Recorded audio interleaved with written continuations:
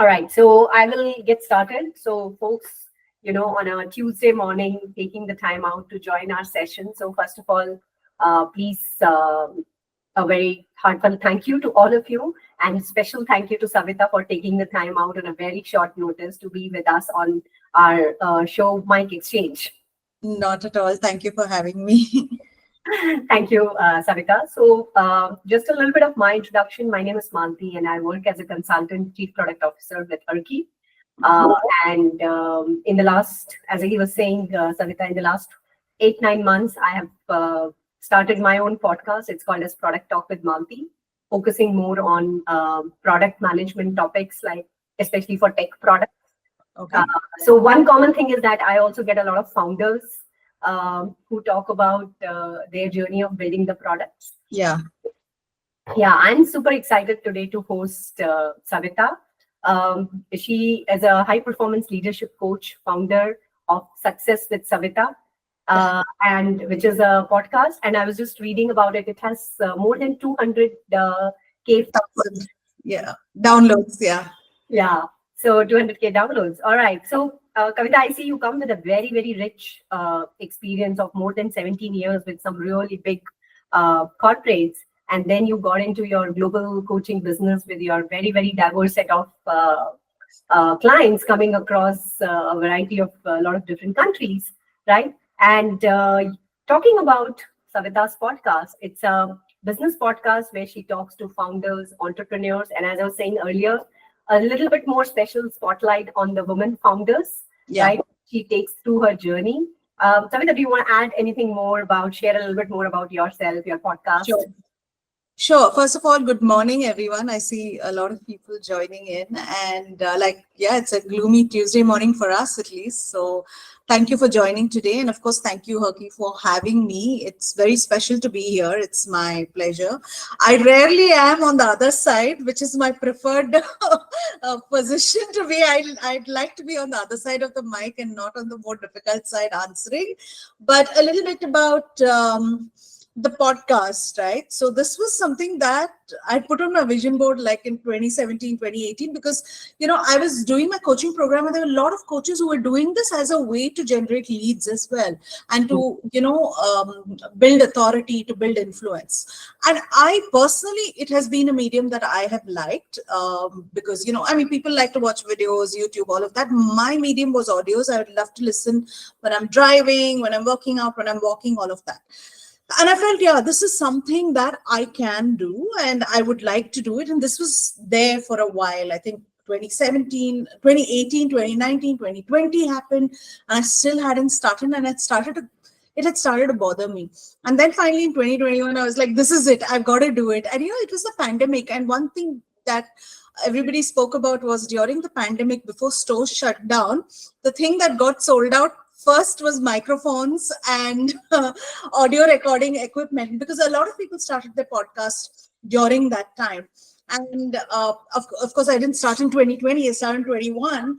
And I started, and I hadn't really, all this thing that you said, that you spoke last week about theme, audience, believe me, I did nothing. I could have, that's my learning today. But I didn't do that. But I just knew, okay, I wanted to be women. I wanted to be based around business, because that was my audience. That's who I was coaching for. And I felt, yes, they would have value to take away from these interviews. So that's a little bit, but, at that time I launched it and suddenly we had huge downloads, and I had seriously thought it's going to be my friends and family. About maybe if I have 25 people listened, I would be lucky. But here we are. It's been now 3 years. I can't believe that it's been so long, 4 years in a row. But yeah, it's been a good thing. That's amazing. And since you started with this whole audio part, Savitha, that I also see that there are some episodes which are also there in your YouTube channel. So is that something you have switched over, or is it more you're kind of still doing it more hybrid? Yeah. So the first thing was when I started, we did it over Zoom. Okay. We weren't I could reach out to anyone. It was very easy to do it over Zoom. Or now, of course, there's Riverside, but I wasn't doing it in studio. But what has happened lately, so I used to post that to also my YouTube, right? But what has happened lately, if you see in the last 1 year, 2 years, in fact, it's a content medium, right? When you're recording a podcast, everybody, including for the guests, it's content. So Correct. you want good high quality videos to make those reels and those bite-sized pieces and episodes. So I have not actually put up all the episodes. I do have them, but I feel like the quality is not so great. I'm going to get there. That's the plan eventually to do. In fact, I've just, as we are speaking, I've just hired a in-house video team. So we are going to get to that as well. And you'll see hopefully more YouTube episodes as well. Awesome. Looking forward to that. Sure.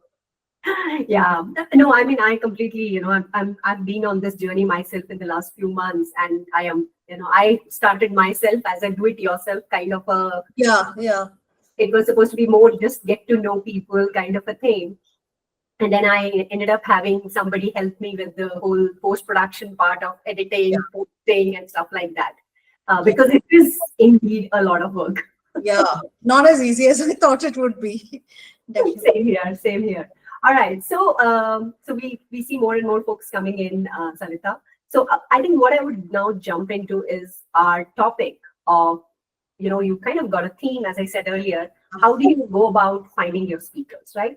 So you want to say something? No, go ahead. Okay. So I would first start with this then, that how do you decide, that which, for example, as we said earlier, you kind of spotlight a little bit more on, very clear on the theme of that it's a business podcast. You kind of spotlight more on female entrepreneurs, right? So how do you kind of prioritize whom you would like to invite? Is it more based on their, the nature of their business? Is it based on their journey? Is it based on their successes, failures? How do you decide that? Okay, it's all of them. But Uh, the way we decide is, that's why having this theme and having a point of view that having a segment that you're catering to is important, because then it allows you to do to find the right guests for your audience. So knowing that it's a business podcast, in that now we've made a couple of segments. One is a how-to segment. The how-to segment is how I built the business. So how did you build it from scratch? And it goes right from, if they're willing to share, of course, and most people are willing to share, right from strategy to product market fit to identifying their product to what was their go-to-market strategy, all of that, right? So how you're building it. Now, this could be for early stage, and if they are, big entrepreneurs already made it, then I ask about at what point they began to scale, how did they get their first 100, how do they know at when they're going to, get investment and all of that. So that's one segment. The second segment is a how to, sorry, the first one is how I built this. The second one is a how to. Now, the how to is, you can be someone who's an expert, right? But somebody who can help a business grow. For example, it could be how I built my Instagram, or how I'm building a lead magnet, how I'm building my email list, how do I conduct customer research. So these are the areas that we talk about. Or how do you, become investable? How do you pitch to investors? So you need not necessarily have a business. I mean, if you have a business and you've done it, of course, that's the best way. But you could also be a creator. You could also be someone who teaches that topic. And then you come on and you share that. So those are the two segments. And I always try to see, where does somebody who's a guest that I'm evaluating fit in? And the third segment is actually a very small, motivational, inspirational segment. You need not have a business, but you have an inspiring story, because I believe that for a business, mindset is as important, right? How you overcome challenges, resilience, all of this. So then I'm willing to also talk to guests who have that story that they can share of, overcoming something, of having the right mindset, or having an inspirational story. So that makes it very easy for me to identify who fits where. Very interesting. Yeah, and as you rightly said, right, there is this whole human part of us which should be very integral to the overall theme, because that makes it far more real. Yeah, especially if you're catering to an audience. My audience is 80% women, at least that's what the stats say. So if you're catering to 80% women, then you need to talk about other topics that matter, because women are not just, one-dimensional. And today everybody is multi-dimensional. So catering to the part that there has to be a self-care segment, there has to be, there's something that comes in from spirituality. it's a small percentage, but I also make sure that we kind of sometimes cover that. Often it's not something that is outward in the sense I'm not going out looking for guest lag, but when somebody makes a pitch, I'm like, yeah, this is where they would fit in. Interesting, interesting. So maybe deep diving a little bit more over there, right? You kind of spoke about different sections of people who could be creators, somebody who's teaching it versus somebody who is already into the business. Yeah. So based on the, the feedbacks or the demographics or inputs that you get from your audience, have you kind of over a period of time kind of further chiseled down saying that, I want to get somebody who has, run a really big business versus somebody who is just starting up? Have you kind of further chiseled down on that in themes? Unfortunately, like everything, we look at data, and you know that the ones with the big names, the big businesses, you get more listens. Right. And while I don't always play to that, because I would like to cover, and the one that excites me the most is, earlier I had to pitch myself, right? Every day I had to send out messages. But today I get a lot of incoming pitches. So I like when people follow up and they hustle and they're like, and the ones that I really appreciate are the business founders themselves who say, hey, I have the story and would you like to cover it, right? So I don't really differentiate if I would like to always. So what I do is just to answer that, if it's like 100th episode, if it's like a 50th episode, so I try to see for those milestone numbers, if I can get a bigger business, a bigger founder, because it does bring in the eyeballs, right? And, I think you may be also in the same space as a podcaster. So you want to get those big names all the time because it means that you have more reach. It means that more people listen to you. But I try to make sure that I also reach out and I talk to the smaller founders. Sometimes it's just that there's no strategy, I would say, but I try to do a good mix. In fact, our next lineup of speakers are all actually small business owners. Okay. Not really, big names that are coming up, but have built very interesting businesses. So I look at that as well. Yeah. No, I think that's a great, and as you said, these are great platforms for Yeah. them to also share their story, get Yeah. the outreach, and I think you are doing a phenomenal job there then by kind of enabling them and providing them with a platform to come over and share about their stories. You're being very kind, but I wish I could do more. It's just that I have actually kind of in the last few episodes and in the last 1 year, I've slowed down a bit, and now we are getting back into that, consistency and bringing on more because we had to get all those in studio founders, video team, all of that sorted out. And I think that took me a bit of time to go back and forth. I started to feel overwhelmed in between. So, but you're very kind to say that it's a platform, but people are, founders would like to come and share because it is PR for them as well. Absolutely, absolutely, absolutely. No, and I think you should not underplay the fact, right? 200,000 downloads is no small feat. So yeah, we are hoping to hit 500,000 soon. So I'll tell you when we are there. Yeah. Sure. No, that's phenomenal. And I completely, on board with you that it just, day in and day out sometimes feels overwhelming with a lot to do with your pre-production, during the time, post-production, following it up. So completely on board with that. So, you spoke about that when you are kind of having the conversation, there are multiple segments that you have, right? So whether it is a first-time founder or whether it is, somebody who's just getting to started or a big name, how do you balance the questions that you need to ask them, in terms of keeping it very, very professional, like all about business versus their personal growth and story? How do you kind of convince them what to share, and how do you organize your segments? Yeah. So about the questions, I'll talk about that first. So with the questions, we always have like a beginning, which is your journey, your background, your story, because that becomes like an introduction. And then you have the meaty piece, right? The mid segment, which is mid part of the questions, which is how, what, how did you build it? The nuts and bolts of building this business. And then we kind of always end with something for the audience, which is what is your takeaway, right? What can the audience take away from this whole conversation, and they could have taken away a lot during the conversation, but also, something which is around, mindset or a learning or a tip or a hack kind of thing. This is Right. how we kind of formulated the questions. In fact, in the last 1.5 years, we've now added 4 interviews. We've added I hate to use this, but it's that, those, um, Questions?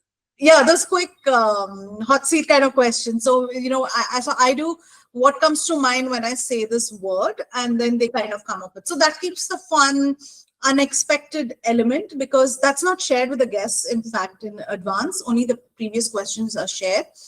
And then I always ask the guests, right? I say, hey, these are the questions.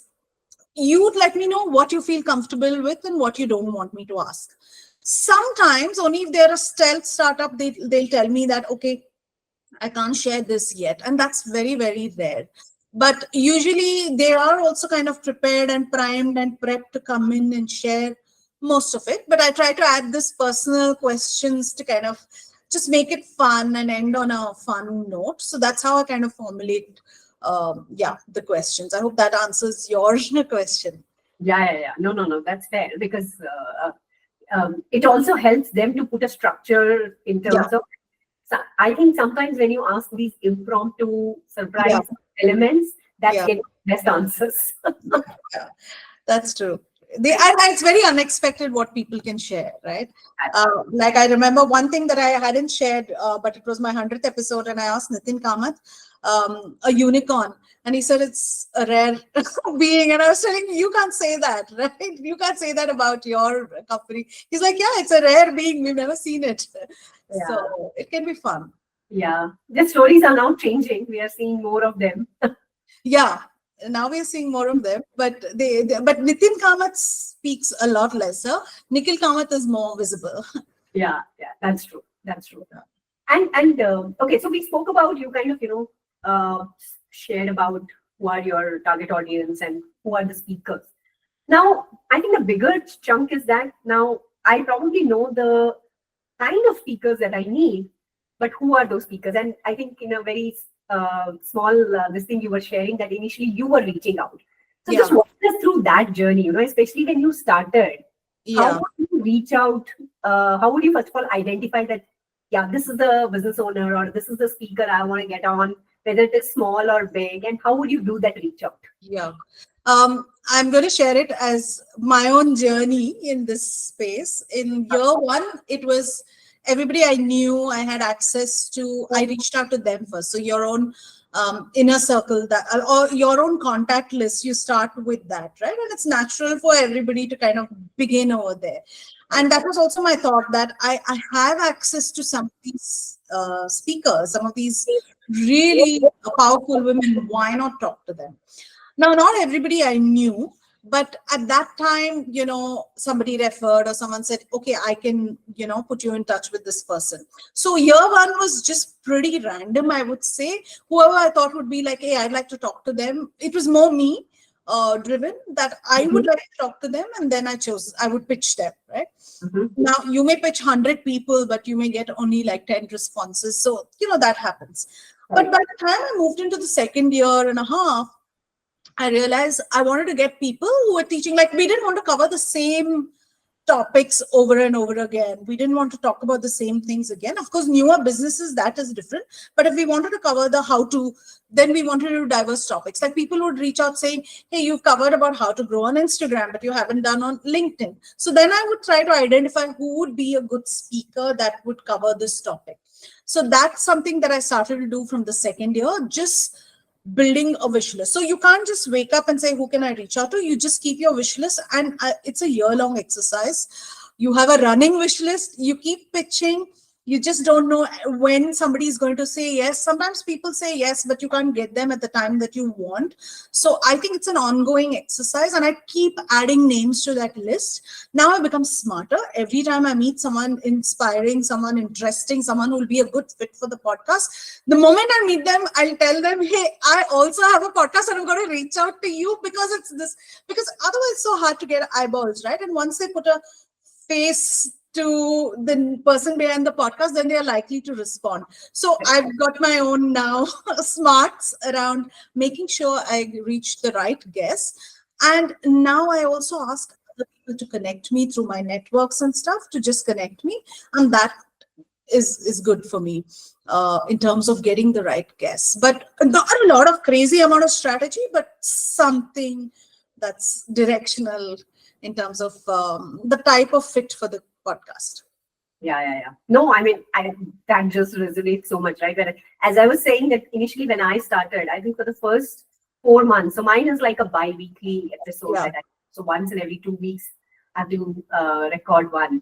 And Okay. it was just, people I am comfortable talking to, Yeah. asking questions. I Yeah. think the first 4 or 5 months was just about getting those people because they were also kind enough to say that, yeah, we don't care how many audience you have. We would just like to have this conversation just Yeah. to share our story, right? And then, as you said, you kind of continue to build on that. Yeah. Yeah. That is that is very organic. Yeah. But having said that, I do have to add over here, like, don't be constrained. Anyone who's listening, don't be constrained by you have to start with people you know. I used to wake up, and this is my strategy even today. I wake up and I just send out DMs, messages, emails. Like, I've had to reach a stage when I tell myself this, just like, don't care, just be shameless and shamelessly pitch yourself. And that doesn't come easy, right? So I started to do that. And sometimes I got a yes from people that I never expected to say yes. And then I'd be scrambling. And that yes, unfortunately, for me in the first year and in the first literally 2-3 months, I got to speak to some of the biggest interviewers, right? Shaylee Chopra. Her last stint was interviewing Warren Buffett and moving out. And then she was, I was supposed to interview her, Miss Malini, Anupama Chopra. And these are people who are asking others questions. And suddenly I had to ask them. And I was like, oh my God, like, what have I got myself into? I'm not ready for this.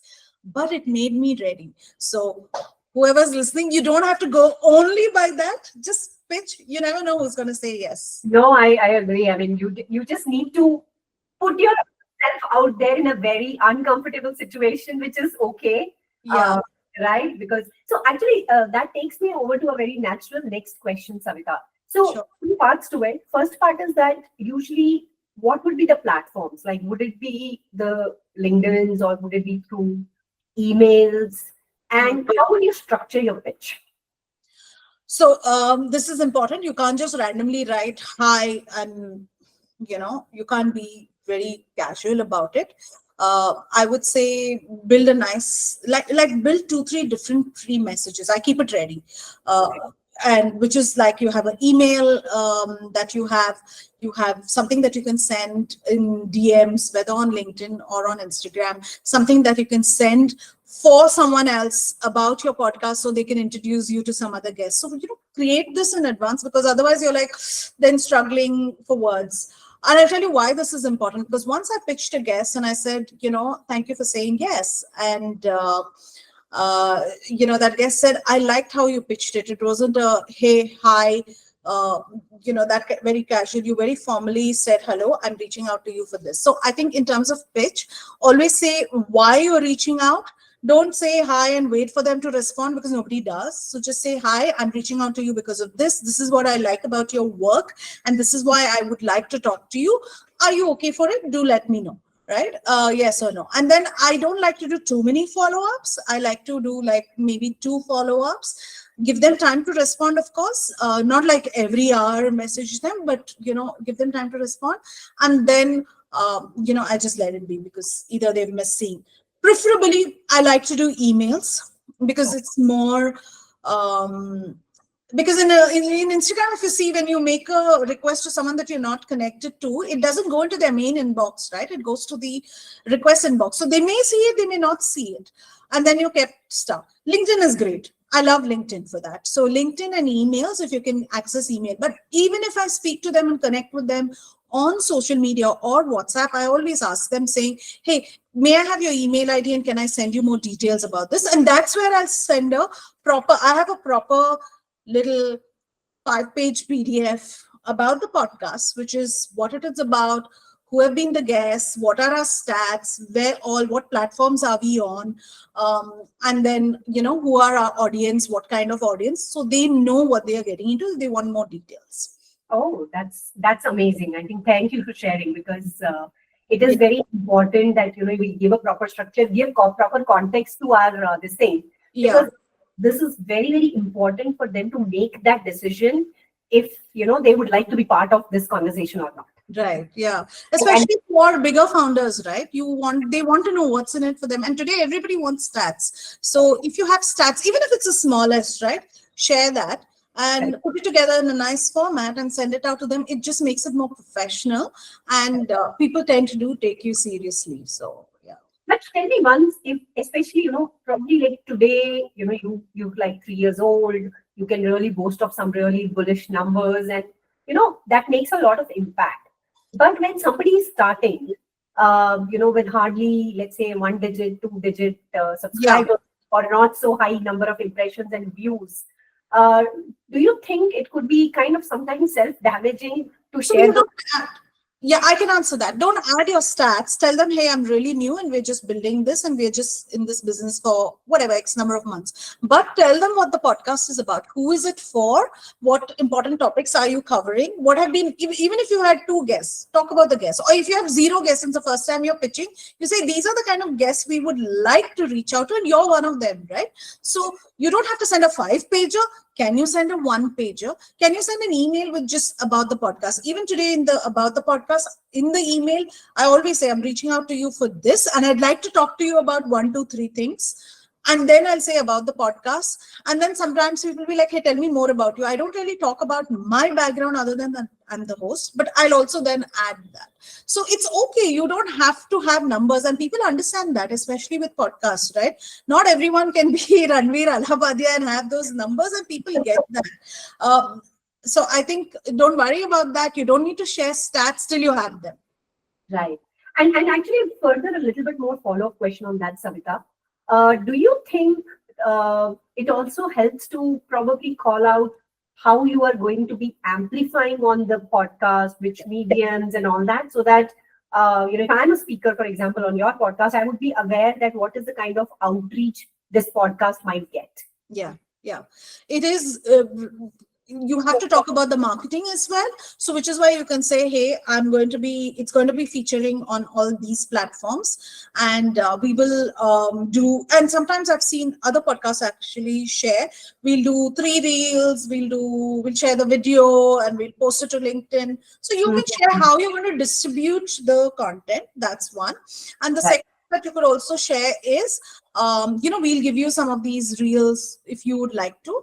Earlier, I would never ask a guest to share. Now I try and ask them saying, hey, can you also share? Can I also tag you? Because sometimes a guest has a bigger profile and they can kind of, share it to them. They'd like to share it. So I think it's good to kind of say how you're going to market it. People want to know how it's landing and what they can get out of it. Yeah. Right. Especially, I think a lot of businesses, right? Because they would love to see how they can maximize their outreach through your platform. Yeah, makes a lot of sense. And the next thing which I wanted to kind of ask was that you kind of little doubling down on the female entrepreneurs, right? First of all, I want to understand that why did you choose that, and how did you go about saying that's what I want to do? Number one, I was actually coaching a lot of women only. My business is focused on coaching women in business. Now, of course, we are also doing female leaders in the corporate workplace. We are doing executive coaching. It wasn't until I think 2019, 2020, we become a bit gender neutral in the sense I take referrals. I actually don't market. If we're running an ad and stuff, we don't really market to men, but they come in through referrals.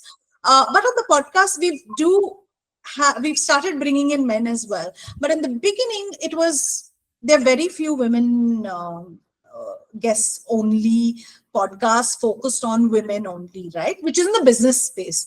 And initially, again, because of, okay, who are the people I know and who are the people I can interview? That was the focus. So I said, okay, they're all women. And there's so many inspiring women voices, like why not feature them? That was the goal.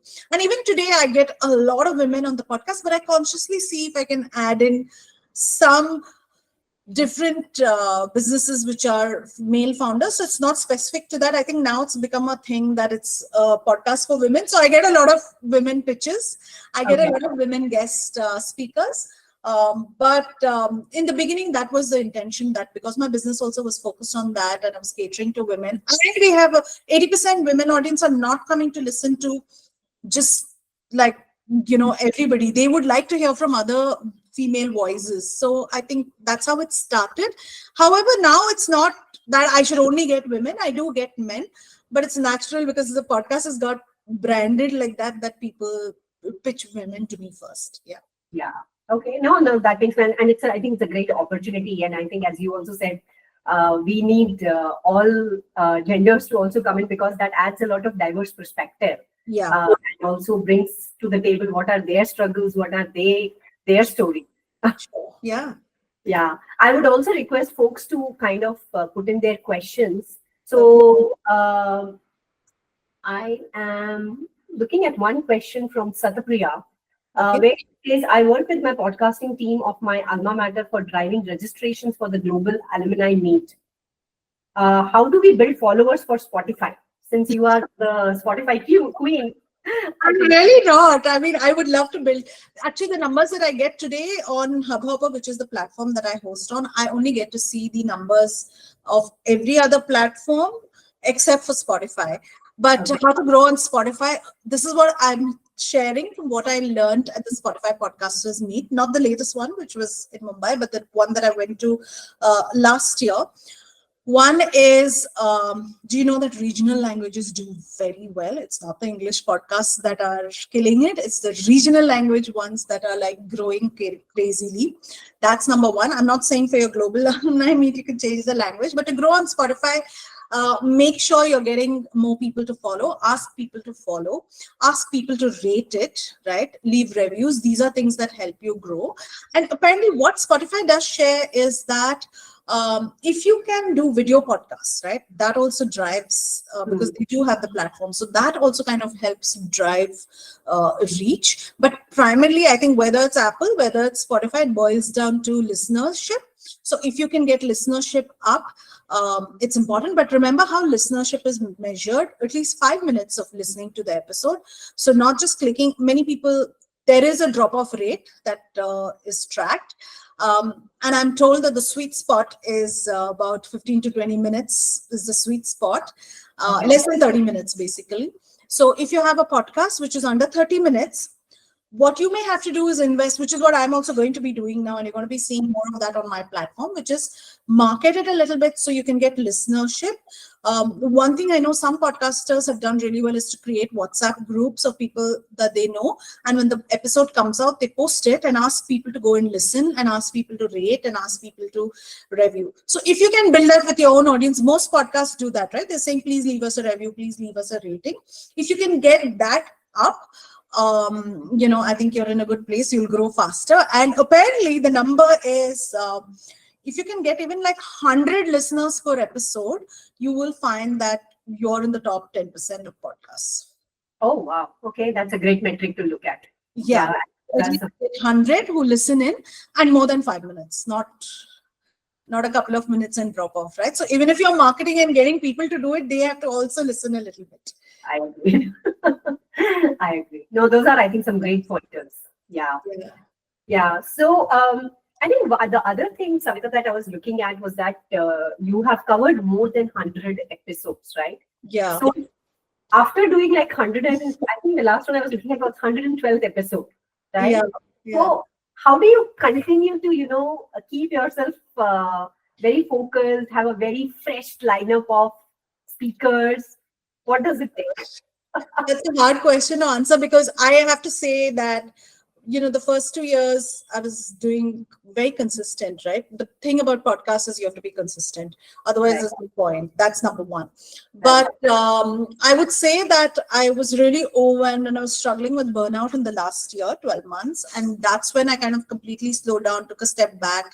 And I said, what is it that I'm struggling to keep up with, and which is why I've launched solo episodes. So it's not all interviews. We're also doing solos right now, because again, solos get my numbers up. I've noticed that when I do a solo, there are a lot of listens, because I guess it depends on the business also. Not everybody wants to listen to everything. And sometimes interviews are longer. So people are like, I don't have 40 minutes to listen to this interview kind of thing, right? Again, that's where the bigger names also kind of help. But I also add the solo. So now I've learned to do a mix. Very Jay Shetty, right? Jay Shetty does interviews on Mondays and drops a solo on Thursdays. So I'm also trying to kind of do, but I'm not trying to do two. That's too much yet still for me. But I'm trying to do the solo. So I think now I've come back and I had to ask myself the hard question of why do I want to do this podcast? Do I still want to do it? And is it still giving me joy? Because, as anyone who listens know that there's not really any money yet in it if you're a smaller podcast, right? And then I realized, yeah, audio is my medium. I love audio, and this is something that I'd like to do. And that's why I kind of came back, and now I want to do more season-based approach. Earlier, I was like, no, interview every week. But now I moved to, okay, I'm okay to do 10. So we'll see how that goes. To cut this long story short, is experiment with what works for you as a creator. And if you have support, if you can build a small team, it gets easier. So experiment what format works best. Is it interviews? Is it solos? Is it a mix of both? Is it 1 episode a month? Is it 2 episodes a month? Is it 2 a week? Figure out what works for you, for your life, and then you kind of put together. How I keep myself coming back is just I use competition a lot. I sometimes go and look up, podcast stats, look at what's happening on the charts. And when I get energized, I'm like, oh, I've got to do this. So I think that's how I come back and, keep doing this now.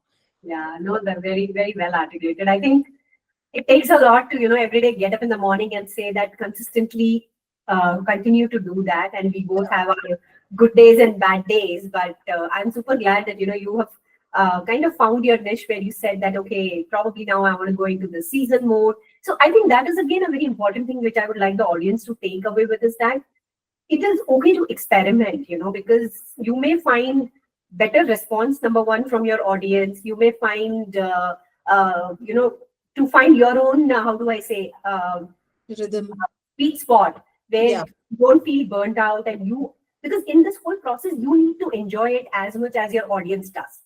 Yeah. Right. So I think experiment, learn, pivot, whatever works for you. And of course, you kind of can always look up to this episode to say what are the different things that Savitha has experimented with and go with that. So for example, I am now trying to experiment next few episodes with a offline, in-person mode. Wow. So yeah, let's see how that goes. So I'm going to shoot my first in-person episode next week to see that if that brings in more intense conversation as compared to the online. Yeah, I'm sure it will. Yeah. Yeah. But yeah. So the other aspect which I want to kind of think, right? I mean, given that you've done so many episodes, when you're thinking about for example, now you said you're thinking about seasons, right? So one of the most important thing we as podcasters need to continuously evolve, because we are also, this is like a content which we are trying to make it very relevant for our audience, right? Yeah. So how do you take the feedback? What is your medium of taking feedback and inputs from your audience to think through about the theme or the speakers for the next series of episodes? I think one method is to ask people to, of course, DM you. Not a lot of people will do that. But what you can do is you can use your social media to run polls and quizzes, either about topics or what they are feeling. So I try to sometimes run a poll, which is like, hey, these are the 3 topic buckets. Which one would you like to hear more of? Mm-hmm. And then, I'll see what is getting voted more.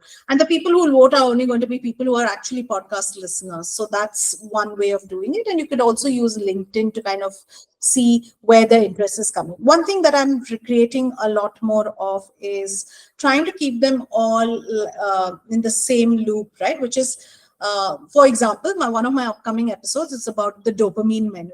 So now I'm going to make a post on LinkedIn as well about the dopamine menu, which I'm going to post before I'm actually recording. Or I'll record and I'll post this. I'm going to see what people are responding. So I know reactions immediately on that topic. And then I know whether should I write a longer article on this? Should I create a longer episode where I share more details and say, hey, you remember the other day I spoke about this? Here is an episode that you can listen to. Or if I record it at the same time saying for more, click. So I'm experimenting with some of these to say, so you're not on each social media platform, you're not talking about different things, but you're talking about the same thing across all your platforms. And I think that can build, you can gauge audience reaction from that, because the topic is remains the same, right? How you consume a topic may be different, but Right. reactions will remain the same. So for the podcast listeners, I can make an audio, and for the people who like to read, I can make a post, and for the people who want to watch, I can make a reel. Yeah. Right. No, no, that is right. Because eventually you need to just find those mediums and channels through Yeah. which you reach out to your listeners. And one thing which you said very correctly, and this was something which Malini also said in our last episode, is that don't try to please everybody. Yeah. There are people who are invested on your podcast who listen what you bring into the table. So use them as your sounding board to get feedback, get inputs. Yeah. Use them as a sounding board to brainstorm on the next topics or what they would like to listen more. Yeah, yeah. I think quizzes and polls and all that is good. And I think as you engage more, you have to. I think the latest thing I'm hearing more and I'm learning more is to engage. So how can you engage your audience? Like, can you ask a question? Can you, like, what can you do? And that will give you more inputs on your, upcoming topics, I think. Yeah, yeah, yeah. So, for example, I never had a social media page for my podcast, Okay. right? And this is just a learning, right? I'm not a very Instagram person, but I realize that if I have to kind of keep the audience engaged, one of the things I need to do is that be there where they are there and where they can find me, right? And Yeah. actually, you are right. I mean, I think it's been 2 weeks, 2.5 weeks since I created my LinkedIn page for my podcast, and I Mhm. started actively posting on my Instagram. That I can already see a lot of inputs coming in saying that you can do this and stuff like that, and I can see the engagement on the episodes also going up high. Oh, awesome, awesome. I'm going to try it as well. Right. Yes, yes. So yeah, as you said, but I think one thing as podcasters, what remains very continuous, or the continuum part of it, Savitha, is that there is just so much of learning. There is just so much of experimentation on a daily basis that we also continue to learn and thrive. Yeah, absolutely. You have personal growth. It's like a personal development program for yourself. Absolutely. It's never so easy to just go and approach somebody and say that, hey, you know what, I am doing this, pitching yourself, putting Yeah, yourself, writing that formal email or building that deck. Everything is a personal development. totally. Yeah, yeah. Okay, I'm going to pick up a question from the one of the listeners, which says that I want to podcast about struggles of students and how they have overcome. So she already seems to have her own YouTube channel, and she's now Okay. asking, how do I scale it up? Awesome. If you already have YouTube, maybe you just need to experiment over there.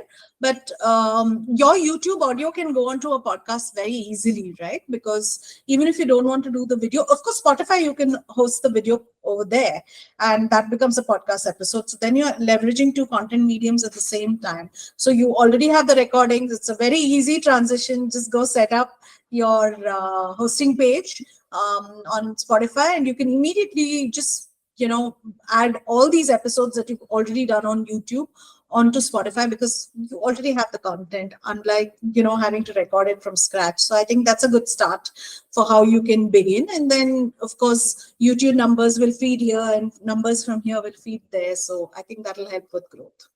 Yeah. Actually, while we're talking a lot of things around social media and this thing, Savita, have you, especially since we spoke about that you have kind of tapped into a lot of women entrepreneurs, have you also followed up that through any communities, groups, to kind of amplify that or even to find your own speakers? Do you mean to promote or to find speakers? Find speakers, yes, because I'm part of a professional networking group, and where there are a lot of women entrepreneurs on that as well. So I kind of reach out if there's a speaker that I'm interested in, or there's an interesting business that I feel like, hey, it could be a fit, and I'd like to talk about that. Then I use that platform to kind of reach out to people, and of course makes reach easier. And sometimes I use people, like I ask, hey, can somebody introduce me to this one speaker? I'm looking to make a connection. So if somebody knows, they make the introduction. So I think, yes, professional networking groups really help do this, including, networks like HerKey, which can help you grow your podcast and your audience and your reach. Yeah. Yeah. That is correct. So no, I mean, I think personally, I started my entrepreneurship journey like about 2.5 years back, and of course, my association with HerKey has been almost. Actually, now we are in October, right? So it's 2 years Okay. now, and Wow. yeah, so I started as a consultant CPO with them 2 years back, and I think there is a lot of uh, build up that I have got by helping others, and others have helped me, and Yeah. maybe a great opportunity to connect and build the communities because we are on the ethos of a community, and help each other is a Yeah. very key pillar of our offerings. Yeah. So I have personally benefited, and you kind of rightly said that. Yeah. Um, Going back to the other one, I'm kind of just picking up cues from the some of the things that you said. You said that you try to get in people with probably bigger reach and stuff for your milestone episodes, right? My question was that I'm assuming those would anyway have bigger impact. But Mhm. were there episodes, which unexpectedly you got like huge impact, people messaging you and stuff like that? And why do you think those episodes were different?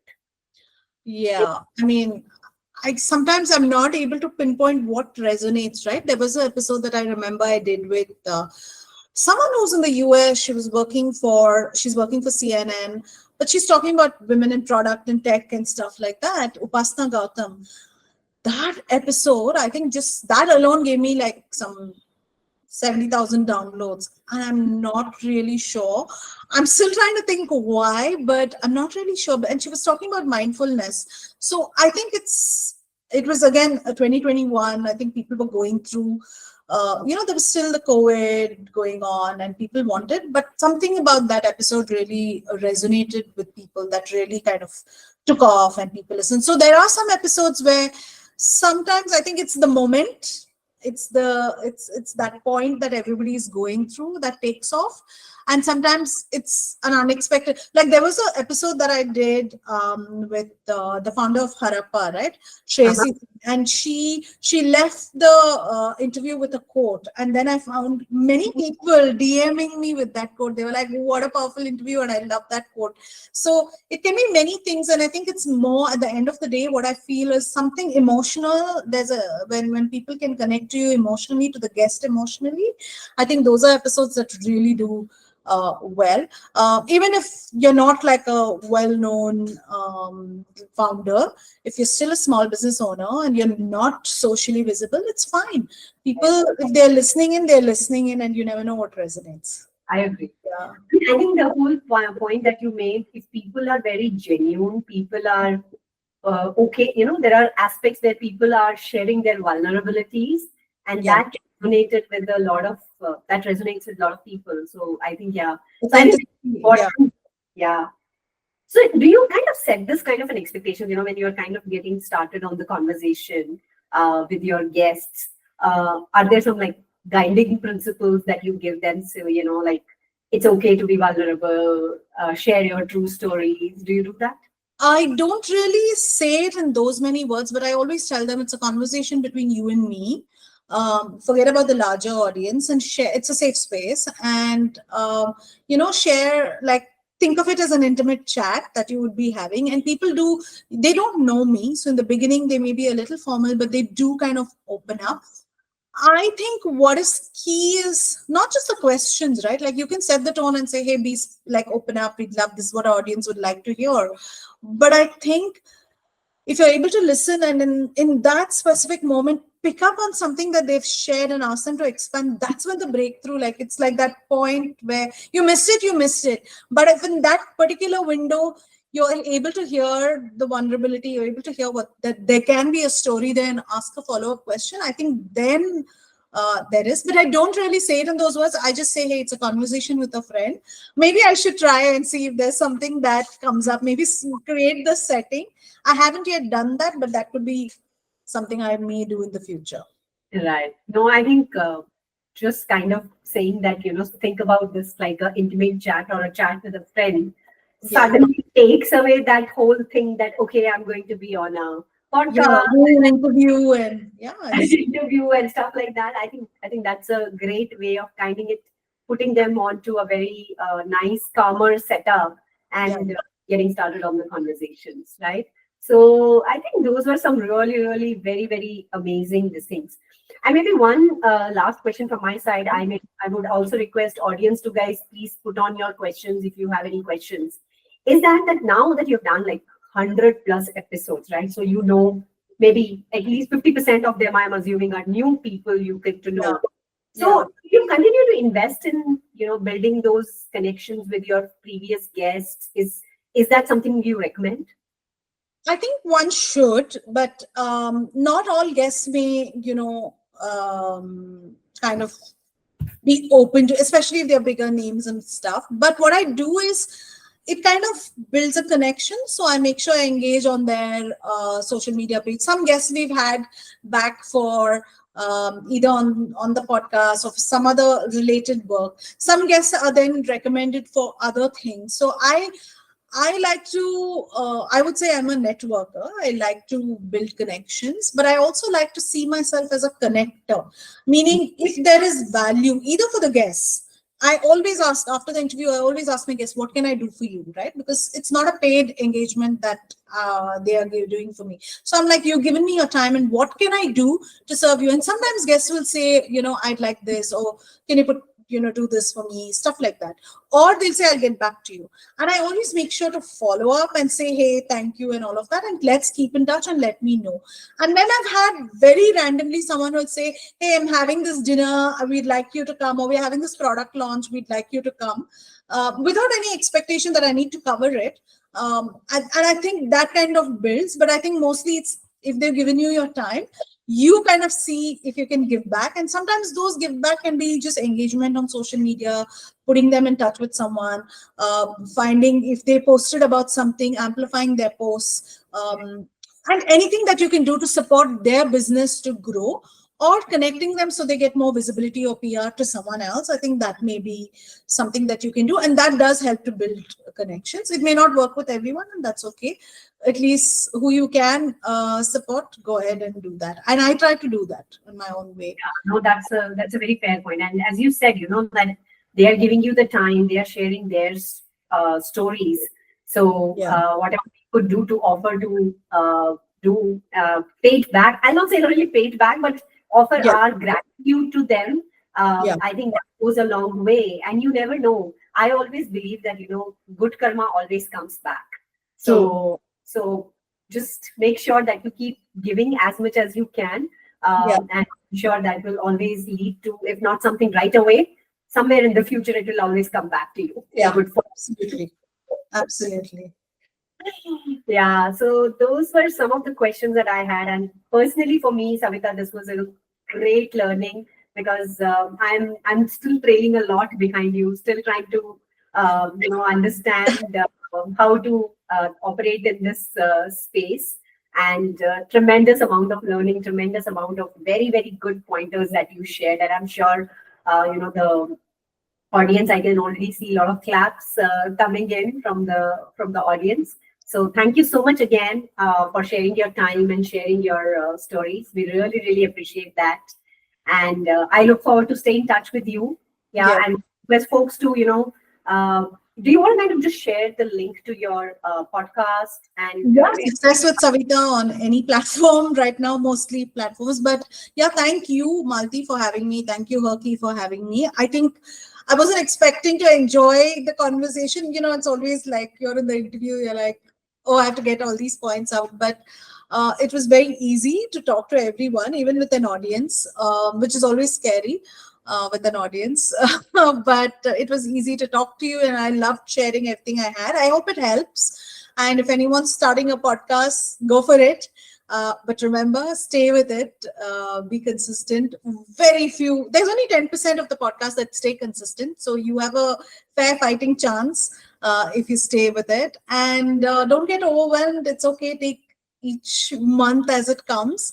And one lesson that I'd like to share is definitely once you start the podcast, once you find your feet, start to market it, because that's something that we don't do enough of. And the more people it can reach, the more people it can help.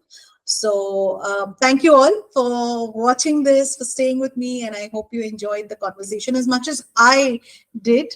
And thank you, Malthi, for having me. But if you'd like to listen to the podcast, go find it on Spotify, Apple, Google, JioSaavn, all of these platforms. Your favorite platform, pick that. We are there mostly on about 12, 13 plus. So success with Savitha. That's the podcast. So I hope to see you there. And leave me a rating and a review, of course. And follow. Absolutely, absolutely. All right. Thank you so much again, Savitha, for your time. And thanks to the audience for listening into it and posting your questions. Thank you. Bye, everyone. Have a great day. Bye.